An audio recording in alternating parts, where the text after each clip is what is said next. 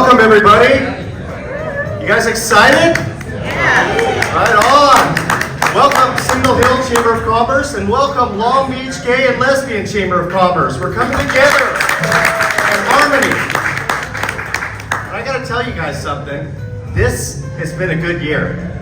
And the reason why it's been a good year is because of the people in this room. You guys are raising up the community, and you're also raising up businesses, and you guys should be applauded for that. So let's applaud each other for all the work you guys are doing in the community in Long Beach and Signal Hill. I just want to remind you guys, we should be doing business with the people inside this room. I know most of you in here, and you guys work really, really hard. So if you have a business need, talk to somebody in this room, because I guarantee you, they will blow you away. Because their customer service is above and beyond, and that's why we're all here together.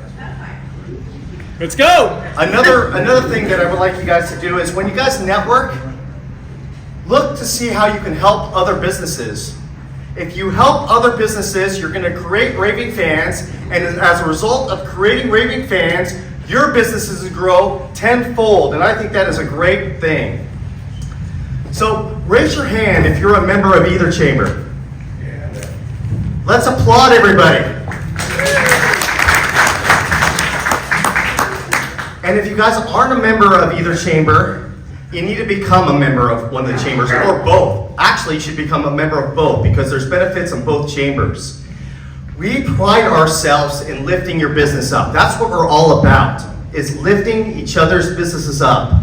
So we're going to talk about all the benefits later about becoming a member of each chamber. But before we do that, I want to bring up our fearless leader, Chris Orlando, president of the Signal Hill Chamber of Commerce. Thank you everyone for coming out. This is amazing. Really looking forward to connecting with every single person here today.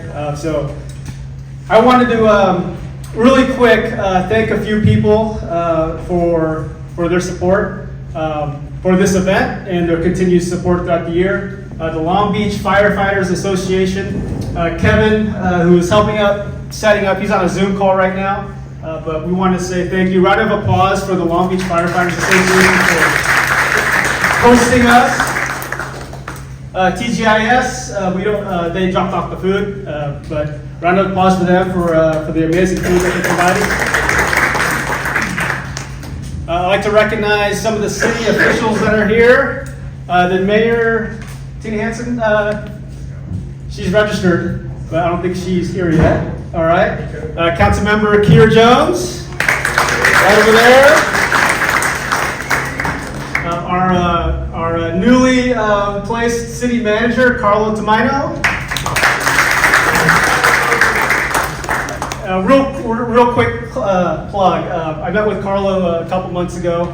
He has some amazing plans for the city of Signal Hill businesses. So if you have a business in Signal Hill, connect with me. I'd like to hear some feedback on what you're looking for your business and to help you achieve what you're trying to achieve in the city of Signal Hill. I'd like to thank our Chamber Champion sponsors. I'm sorry. Commissioner Pam Hughes is also here. I forgot to recognize you. Any other city officials here that I forgot to mention? Oh, and Andy. Andy, yeah. I always just think about your theater, your theater. But thank you for serving with the city. Anyone else? Did I miss anyone? No. All right. I'd like to thank our Chamber Champions. Our Chamber Champions, they provide the resources for our chamber. So I'd like to thank Edco, Karina from Edco, thank you for your support. Signal Hill Petroleum, there's Holly. Holly in the back there, thank you very much. Kaiser, who's not here, SoCal Edison.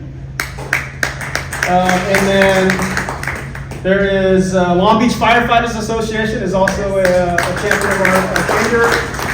And then Edward Jones is also a champion. So Vince and I, and we work with a team of other financial advisors. We're also champions in helping the chamber out.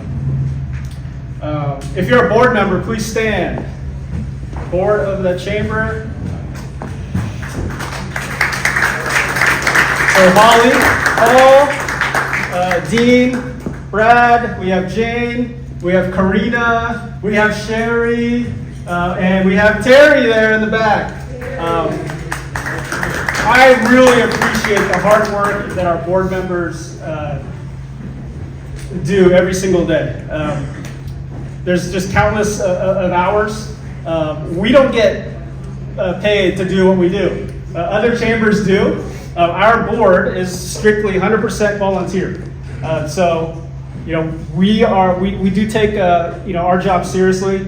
If there's any feedback that you'd like to provide, please go see a board member. We just want to get better and better and better to provide you guys more value as the year goes on. All right, and then lastly, I'd like to thank Ann Friedman. She is with the Gay and Lesbian Chamber of Commerce of Long Beach. Her and I connected a while back, but she was really the connector with our guest speaker today. So thank you, Ann. I'd like to have you come up and share some announcements on your end. Hey, everybody. Thank you so much, Chris. As Chris said, my name's Ann Friedman. I am the secretary of the Long Beach LGBTQ Chamber of Commerce in my volunteer job. And in my day job, I'm the executive director of a nonprofit called Gay for Good that mobilizes LGBTQ+ volunteers in 20 cities around the country.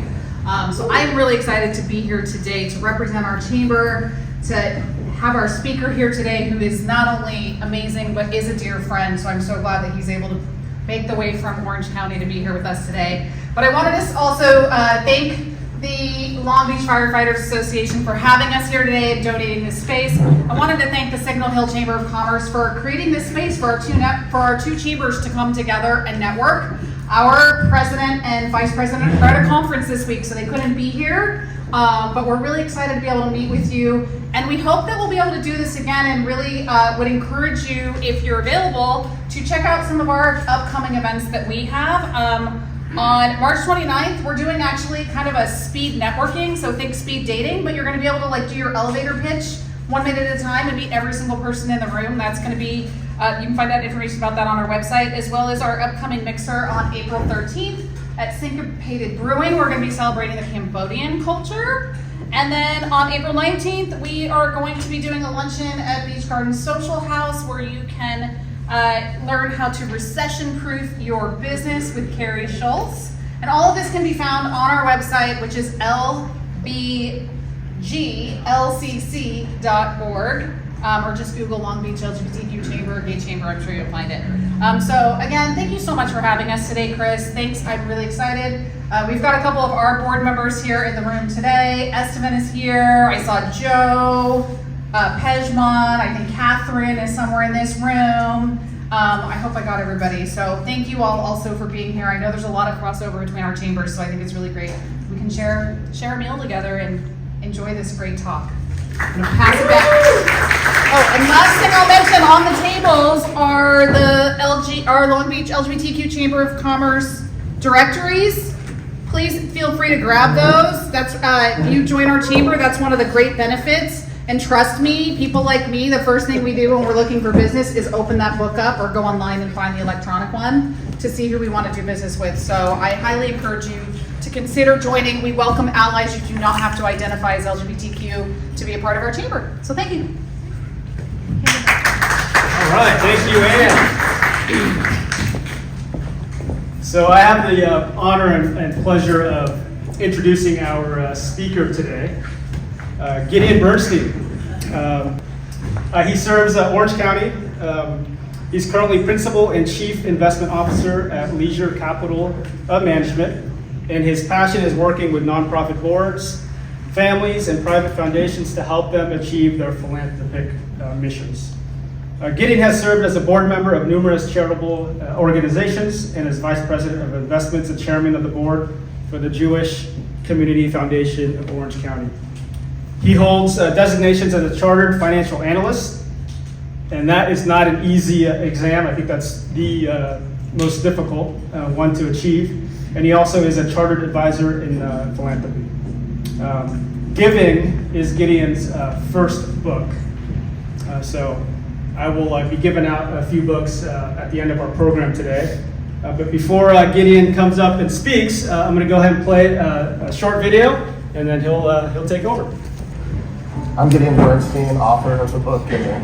I hope this book gives you as a reader an inspiration to figure out what you want to do for the rest of your life and how you want to execute that vision. Gideon Bernstein's book, Giving, really changed my approach to charitable donations. His book is all about increasing my giving power and at the same time increasing the power of the dollar that I give. So when I read Giving by Gideon Bernstein, one of my big takeaways was the chapter about the barriers to giving. I think many times we focus on getting all the over-analyzed, who should I give to? Do they have the highest rating in Charity Navigator?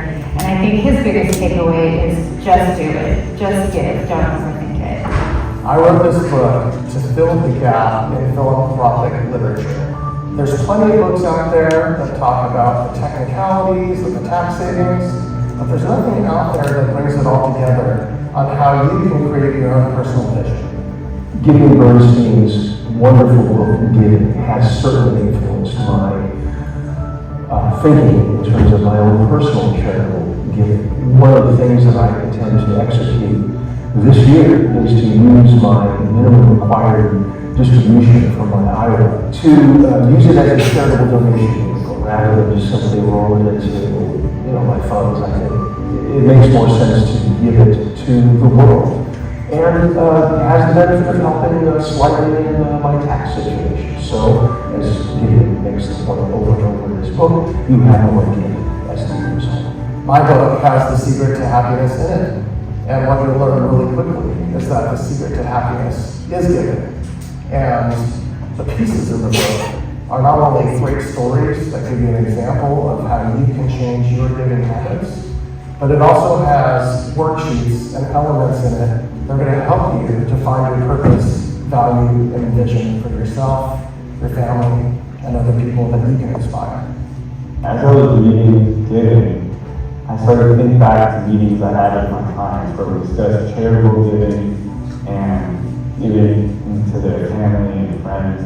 And I noticed that every time I spoke to my clients about charitable giving, they had a smile on their face.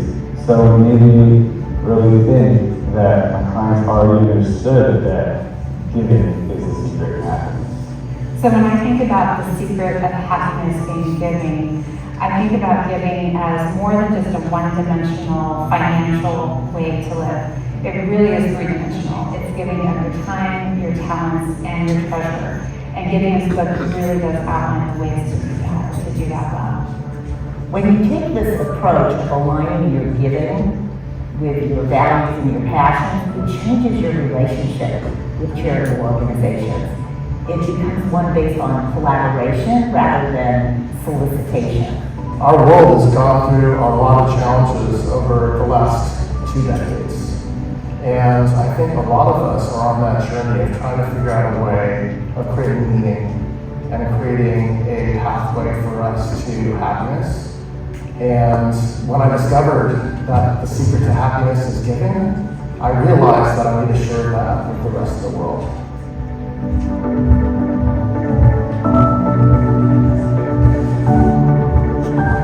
All right, Gideon Bernstein, everyone.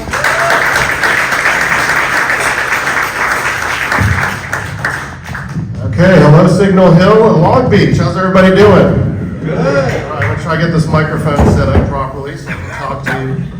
And you got a little bit of a snippet of what our talk is today. I know there's a lot of competition that we have today also because college basketball season is here. And we have the Sweet 16 coming up. Anybody excited about UCLA playing today? Maybe a couple alumni. I'm a UCSB guy, but still got to follow something that's exciting. Go Beach! There you go. Go Beach. So, even though we're talking about college basketball right now, pro football season is now over. It's been long over. I really want to talk about one of the playoff games that was so significant to us. It was in January when the Buffalo Bills 24-year-old Damar Hamlin won all of our hearts when he had this accident that captivated all of us with a frightening near-death experience on the field, suffering cardiac arrest after being tackled. You remember that? Yeah. Yeah, and what was amazing was that we, the fans, actually epitomized the joy of giving with a surge in donations to his tiny little $2,500 toy drive fundraiser that overnight raised over $9 million with over 270,000 individual donations. Pretty crazy how the power of that emotional pull really makes us want to give back. Which leads into today. Everybody in this room today has gone through a lot in the last 3 years. Little did we know the emotional impact that it would have. I mean, we've all been through it, and hopefully we've been through most of it.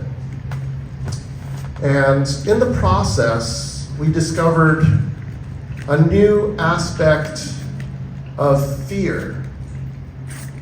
It drove our behavior. I mean, we were afraid to go out and socialize, and we watched in horror as many people were in the hospital and all the bad outcomes. And unfortunately, we also saw a rise in hate crimes, which galvanized us to recommit to our principles of building a better world of equality and peace. I mean, that's why we're here. And at first I thought it would unite the world, and it did in a way. At a time when so many people were in need, the concept of giving became one of the unifiers of our society. COVID, it served as a global call to help others, and more people gave to charities during this time than ever before. So we've survived the last 3 years, and we know now that we are all here in the right place. Our values are secure, and we know that we still need to make the world a better place. We here, I know, are all philanthropists, people who give their time, talent, and treasure to help make life better for other people. And I love the word philanthropy. Philos means loving, and anthropos means humankind. So by definition, because we all love humanity, we all here are philanthropists, loving humanity. That's why we're here. And after the last few years, let's do a refresh. I'll call it a pep talk on our beautiful perspective of giving. As I wrote in my book, The Secret to Happiness is Giving. And when you choose to give, you become an active agent of change. You're proactively taking responsibility for shifting something positive in this world. And I know that we Americans, all of us, are really good at it. Last year, there were over $400 billion of total giving. And just like our outsized proportion of success stories like Apple and Google and Microsoft, which give us as Americans so much pride, we also give an outsized proportion of our wealth. So why is that? It's the values of our country, and it's also our faiths. And when I say faith, it could be interpreted as our religion or our attitude or philosophy in life. And so giving is what we do through our faith to repair the world. Some people hope the world is going to be a better place. but it's our culture and it's our faith in humanity that commits us to make it better. And as the legendary football coach Vince Lombardi once said, hope, it's not a strategy. And so we here are all people of faith, and my book and my workbook are intended to inspire and enlighten people and motivate them to make change. I'm not alone in these reflections. Since my book came out, over the last few years, I've seen many friends and clients gain a new sort of enlightenment, asking themselves, what do I want to do for the rest of my life? Like, I think we've all reflected on that. How can I make a difference that matters? You can see people in this room that's what they do every day. So, my book, it helps to answer those questions for these people. And you already know that. And of course, you're inspired to make the act of giving a part of your life. Otherwise, you wouldn't be here without that mission. Because we're all philanthropists, right? We all love humanity. So in my workbook, I introduce some exercises to get people to realize what their purpose, value, and vision is. And after you go through it, you get over your yeah buts. Yeah, but what if I give that money to that homeless person there? They're just going to waste it on booze and drugs. And the only way to get through this is to really just take a risk or a leap of faith in your giving. But most of us here know about faith. You may know a little bit of my family tragedy in 2018. Our son Blaze was brutally murdered while he was in college. The crime was a hate crime. The alleged perpetrator has been in jail for over 5 years. There's no bail, and there's a trial yet to come for our son. How do you go through a time like that? Woke up every morning when it happened, and he was missing, and every day I just was hoping for the best. And the only thing that kept me going was our faith. No matter what, we would get through that moment with the help of our community. And we found a lot of strength in our community. They gave us love and support, and we started a giving movement in his name. It's a movement that we call Blaze It Forward. Somebody in here has a shirt that says that. But I was no stranger to giving. As a family, philanthropy had always been a way of life for us.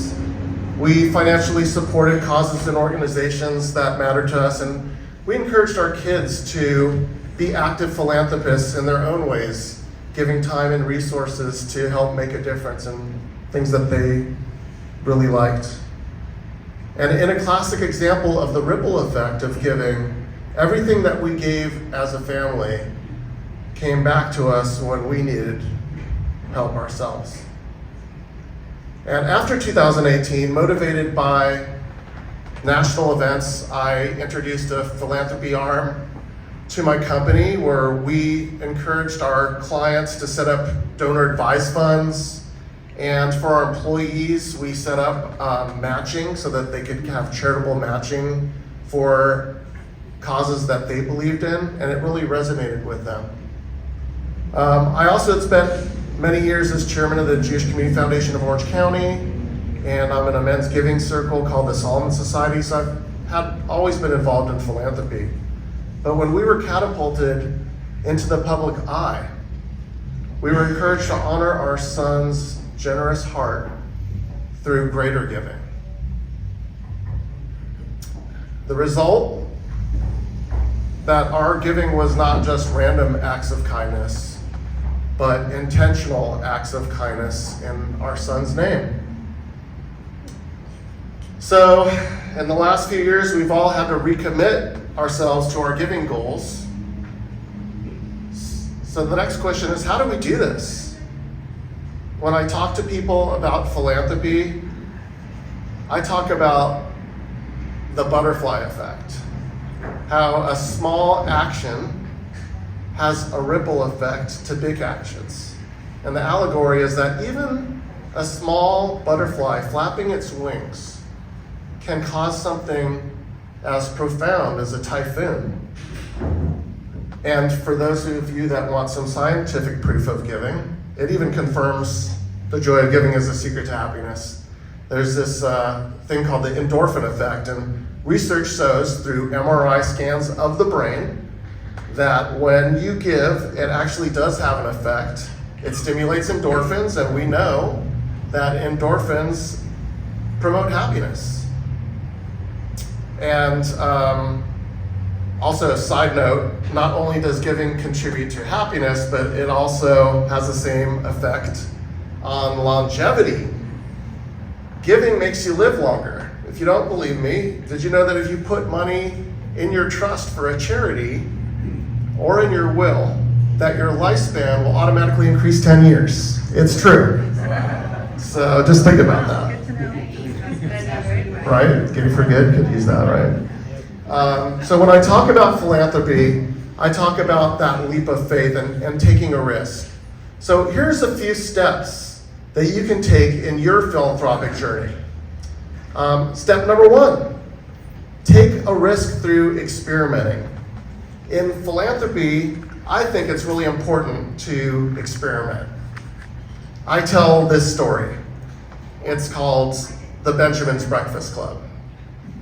So I actually did it the first time with Ann Friedman. Took some of my friends to a local coffee shop. So picture it, it's a coffee shop, it's called Norms, right? I used to go there as a kid for the rice pudding, the rice pudding with the cinnamon on top and a total of like 1 raisin in the whole bowl. And it's a diner kind of place, the menu items average $3.95, and the coffee, you can taste the coffee grounds at the bottom of your cup and running through your tongue when you're drinking it. So we decided, 8 of us, to go to Norm's. And why 8? Because the booths only fit 8 people. And we decided to pass around an empty envelope. And for our tip, we each put in a $100 bill, a Benjamin. So at the end of breakfast, our tip was in this envelope. And when we presented the envelope to the server, the results were very emotional, as you can imagine. One waiter came to the table, we finished breakfast, and we gave him this envelope, and he walked away. And we weren't sure he was going to come back. We waited and waited, and finally he came back with tears in his eyes, and he said, I know someone who needs this money for cancer treatment. I'm going to be giving all this money for his treatment. And we were just totally blown away. Like, we had just created another philanthropist. So I've done this a few more times, and every time has been a whole new unexpected result. We never picked the waiter. It was whomever came to us, and every time has just been a tearjerker and just so moving. So that's the first step in the joy of giving. It's try and experiment, try things like that, and see how you can change somebody's life. Just that little butterfly effect, you never know what's going to happen. Step number 2 is another thing I talk about with philanthropists, which is leverage. It's this concept that I call the philanthropic multiplier. It's kind of like investing. So there's a philanthropist from back east. His name is Harold Brinsman. He's in Western Massachusetts. He started making his fortune in his 50s and early 60s investing in apartments. And he decided that he wanted to start to give his estate away and invested in a national legacy program. He's put over $20 million into this legacy program.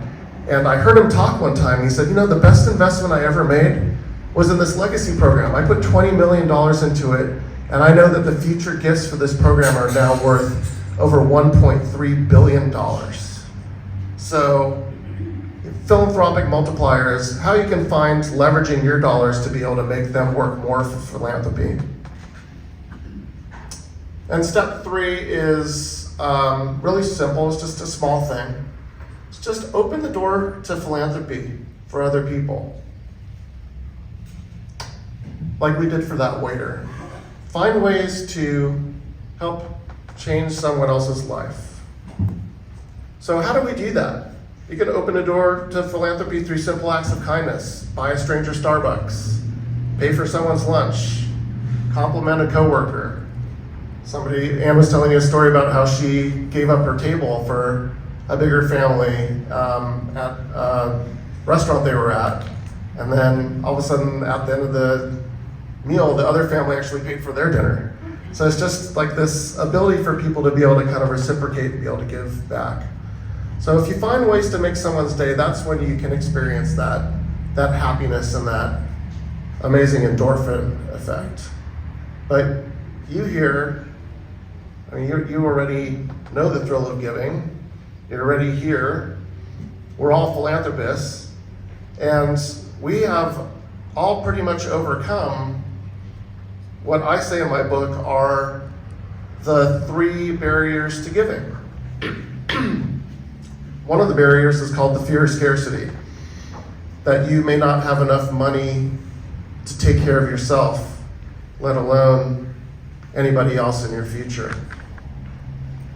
The second one is the bystander effect. That's where you hope that someone has called 911 when you see a car accident on the side of the highway.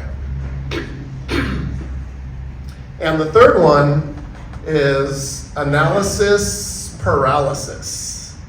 Now, that's the one that brings us to our situation today. You face too many choices. I call it choice anxiety. How some people might look at that, they regard choice anxiety as, honey, this year for our ski trip, do we go to Aspen or Park City? But for us, it's really choice overload. It's the vetting process. It's difficult to decide how we want to give charitably. Well, here's the good news. You're sitting here with an organization and a group that knows how to impact the local community and to change lives. Your colleagues here can help you to alleviate that analysis paralysis. And my message is simple. Your giving to any charity or individual will help you to overcome that analysis paralysis.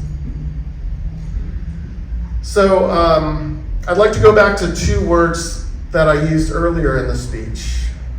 Those are hope and faith. Hope is passive. It's not going to change the world. It's like the bystander effect, hoping someone will call 911. It's not a strategy. It's like cheering for your team. It's passive. We paint our face. We bring our signs to the football game and we hope that our team will win. But faith, in all its forms, it's active. It's the strength that we have that overcomes fear. It's that belief.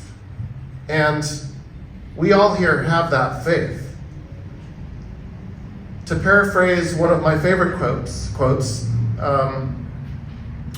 hope is assuming that what we do is going to change the world, but faith is what gets us to make the world a better place.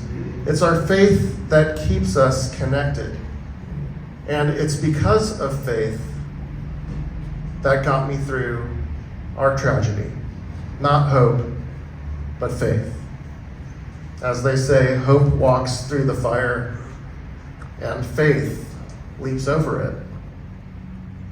And something special and magical really happens when you stop hoping and you start knowing and acting. You can hope that the world is going to be a better place, but it's your faith and your intentional acts of giving that will truly repair the world. So when I experienced our family tragedy, I went through days of hoping for good news. And when I finally knew the outcome, over a week later, I was just devastated.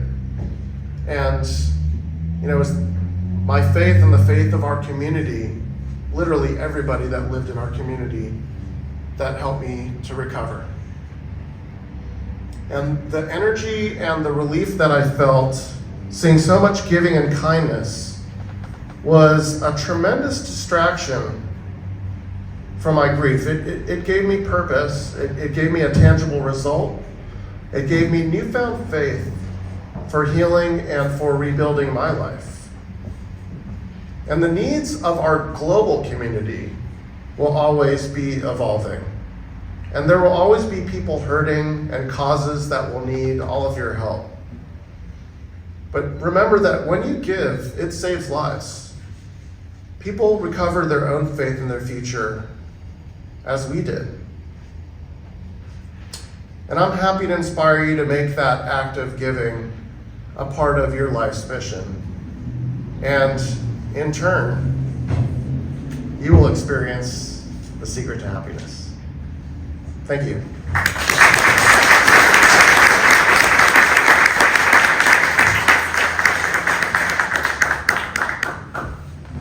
Thank you, Gideon. Amazing words. We appreciate you. Another round of applause for Gideon Bernstein.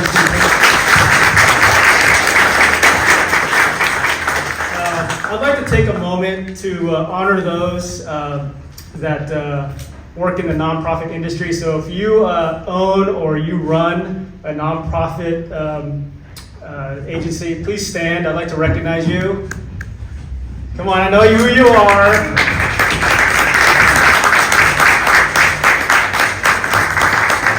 So thank you, Ann Friedman from Gay for Good.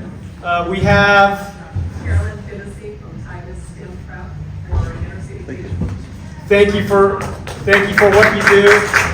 We have Min Liu from the Long Beach. Long Beach Director of Development and Partnerships. Thank you all. Matt Barrett-Lassio with Long Beach Gives. And Dr. Rice from the Jewel Box Children's Theater Company. Michelle Byerly from the Nonprofit Partnership. Amazing. Thank you so much for being here. We really appreciate it and all you do in the community. There is tons of efforts and ongoing needs within our community. So, like Gideon mentioned, just we're all philanthropists. We don't have to be billionaires, millionaires to give back, right? It's just being kind. It starts there. So thank you again. All right, what do we have next? Next, I'd like to, we're gonna shift gears a little bit. We have Brad coming up to talk about our membership. Well, I was hoping I wouldn't have to come right after Gideon. I think that's a real tough act to follow. Thank you all for being here today. It's so good to see all the Signal Hill Chamber and the LGBTQ Chamber all together. We got a couple little announcements I wanted to make. One thing, and it sounds like it's bad news, because I'm going to tell you that unfortunately after all these years, I think it's been probably about 10 years since we've had an increase in our rates for our Signal Hill Chamber of Commerce. We're going to have to raise them as of the 1st of October. Now here's the good news. For all the people that are in here right now that are either members or thinking about becoming members soon, if you join now or before this 1st of October when this changes, your rate is grandfathered in forever as long as you stay as a member. So anybody who's already a member, this is a great way, to know that. Now, here's another thing. With that opportunity for the next 7 months that we've got before the rate, or 6.5 months before the rate goes up, we're having a little referral contest. You might see a little yellow sheet on your table. Any member who refers a new member and that person becomes a full member, they'll get their next lunch for free, and that's a $30 value. So that's a good thing. So if you're and then we get a new member in, and we're going to try and do this, try and encourage us so much that the person that has the most referrals between January, if you have any that you made before up till October, then you're going to get a free admission into our Christmas holiday party, which is really the big thing of the year, and it's usually a little bit more expensive than $30. So it's a great opportunity to win that if you could refer people. So those are two great things coming up. Today, I know we have some members that have joined the last 6 months. I know I've got someone here who just joined in this last month. I'd like to introduce, could I have Gloria Roth stand up? Gloria Roth, one of our newest members. Gloria Roth has a business with dog and cat nail and grooming. It's mobile, and I know that a lot of you have pets, and this is the person you want to talk to, so if you haven't had a chance to talk to her. I'd like to clarify. Sure. It's not grooming, it's pedicures, I do cats, dogs, and bunnies. And it's not like stick we're done. It's actually a procedure, a process, and I go to homes, and my goal is to give quality care where they develop like a relationship so that they're more relaxed and comfortable. And I can't just do it. I start doing other things too, so because I love them all, and I'm very blessed to be able to do what I do with them, and they get paid for it too. So I'd be happy to talk to you later about my business and appreciate you part of this, please. Thank you very much. If there's anybody else in the room that's been joined in the last, I know we have a few of them that said, please stand up. Just want to see who you are. Anybody who's joined in the last 6 months? There we have one. There's Buell right here. That's right. Joe just joined right now. Joe was playing on his phone while he's sitting there. trying to join, but I Oh, okay. We'll answer. We'll get I'm a to. single person, and when I was paying, you wanted, there's another one for $100? The entrepreneur? But that didn't show up on for the payment. Okay, we'll take a look at that. You No. signed But I up will right now. join today. Oh, fantastic. All right.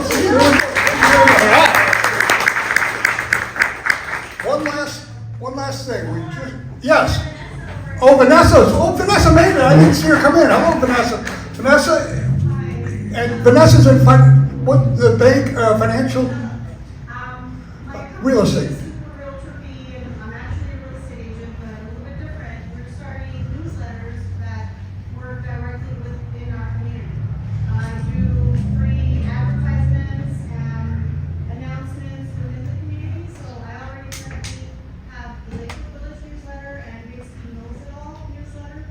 So now I want to introduce maybe the Single Hill newsletter. Fantastic. And introduce all of your businesses. This goes out to about 4,000 neighbors in Basically Knows, 2,000 in Lakewood Village, and you don't know how many people here, but 2,000. Sounds great. Wow, that's a great opportunity. Thank you very much. And one last thing I want to talk about is we've just started. We have our luncheons and we have our evening mixers, but we thought we'd try a breakfast, kind of an informal breakfast. We had our first one on the first Thursday of March, and it was pretty good success. So what we're going to do is we want to do this as an opportunity for our members to actually sponsor it. We'll put your name on there that it's sponsored by you or your company. It's I think $100, and it covers the price of the it's kind of like a continental breakfast. It's not a full, it's not even a Norm's breakfast, but it's it's a little less than a Norm's breakfast, but it's still good. And it's a good way to meet other people, bring plenty of business cards, and able to learn who everybody is. And make sure you check on the website, our membership directory. It's a great opportunity, great way to connect with all the other members of the chamber so that you can do that. If you have any other questions about membership, I'm available. You can reach me at membership@sydneyhillchamber.org. And now we're turning back to Paul.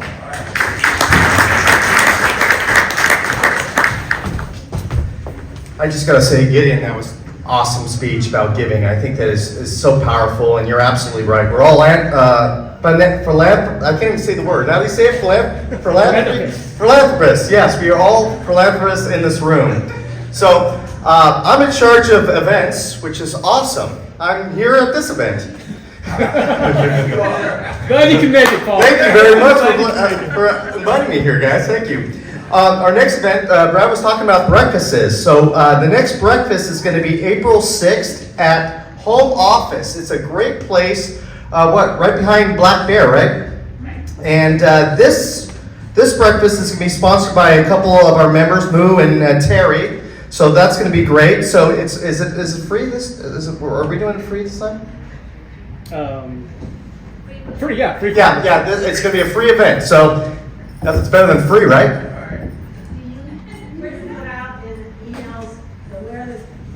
Oh yeah, absolutely. I'm verbally saying it, but we're going to put it on the web. I think it's already on the website and such, but I'm just telling you verbally. But it's going to be all there, and it's actually on Meetup too. So I put it on Meetup. I'm charged with Meetup things. So Because this one was, I didn't get the address for this. oh, you didn't? Okay, all right. We'll do a better job of that next time for you.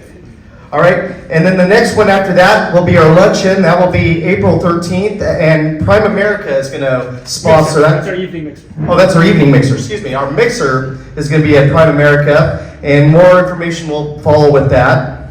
And then the last thing I want to talk about is the State of the City. That's April 20th. And the great thing about this is going to start at 11 o'clock. This is going to start a little bit earlier than the other ones that we do. From 11 to 12, it's going to be all networking. And we're going to have tables. So if you guys want to have a table, see one of us. It's only $100, and you have your own table, and you can promote your business to everybody that is going to show up. And I think it's going to be a big event, so it'll be a lot of exposure for you. Not only that, we're going to have bags that we're giving away, pens, different tchotchkes. And if you guys, as members of the Signal Hill Chamber of Commerce, if you have things that you want to give away, see us before, April 17th? Yeah. And we'll put it in the bag so you get promotion as well. And I think that's about it on my end. I wanted to thank you guys for coming today. This has been tremendous. Such good power when two chambers come together and collide and make this harmony that happens for all of us. So continue to eat and network, and we'll see you next time.